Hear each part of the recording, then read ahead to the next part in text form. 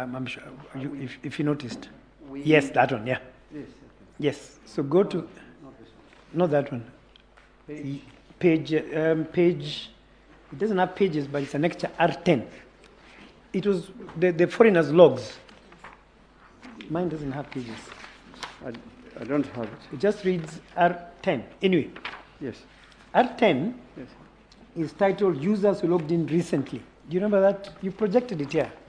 We projected it, yes. Yes, so Vito logged in on July 28th. That's my question. I want to see whether we're on the same wavelength as to the dates. Because you said they logged in during the tally. Does someone have a copy of the report? We can share a copy. You can use this. Yeah, please share a copy. Take this. This is... Share this. R10. And to save on time, Mr. Ngarisha, you can be looking at R12 yourself. Yes. Thank you. Okay. So, Mr. Murgor, you said in, if I... That's all. R10. Why don't I have this? Okay. Yes. Yes, so R10, please read for us the dates that these people logged in and the time.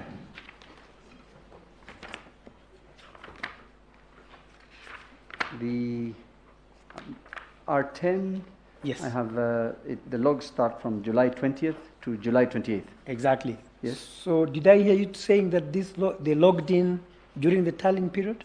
That's what I had in my document that I filed. We are looking at the registrar's report. So how different is your document from this one? I will check because what we have has those logs. Remember, we are working with the registrar's report, not any other document. That's why I was getting confused. This is probably the reason why we filed our own document, because you have extracted, or the registrar has extracted this part, we have extracted the entire. So we could look at what we have. Yes. I will speak to the IT people and clarify that. But because our logs start from July But to for the registrar's August. report, it's July 20th to July 28th. Yes. Okay, so I just want to clarify that. That was before the election, therefore. That was before the election. Thank you. That's all I wanted from you. Mr. Ngarisha, let's go to R12.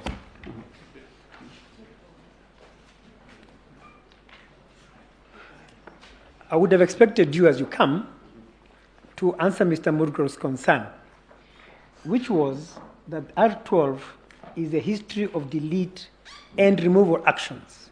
Mr. Murgor's concern was activity, and you look at the dates, it is 6th of August at the bottom, and then a lot of activity happened on the 31st of August. I would have expected you to say these deletions and removals relate to this action. Mr. Murgor is saying, following the, and now I think we can disconnect R10 from R12, but I'm concerned about R12. What activities were these? What was being deleted? What was being removed? So that you can get Mr. Murgor's point, which is quite of interest to me. I thank you. My Lord, far be it from me to correct the court.